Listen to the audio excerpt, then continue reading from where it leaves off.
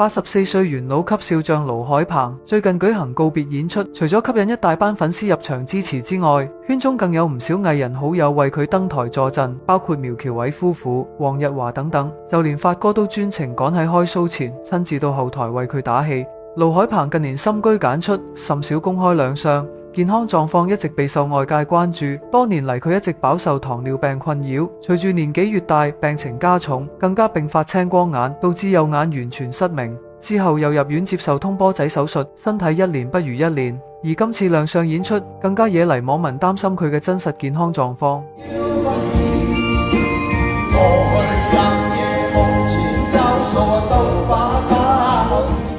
盧海鵬被指台上台下簡直兩個人，喺台上嘅佢表現得神采飛揚，一連為觀眾獻上多首經典金曲，但轉過頭喺台下就被影到神情呆滯，落樓梯嘅時候雙腳更加不停係咁震，明顯已經體力透支。而喺演唱會結束後，有網民影到佢舉步維艱上車，期間大批粉絲包圍車外熱情求簽名，但佢就顯得一副神情落寞嘅樣，似乎係有心無力，可見呢場演出對於佢嚟講體力消耗極大。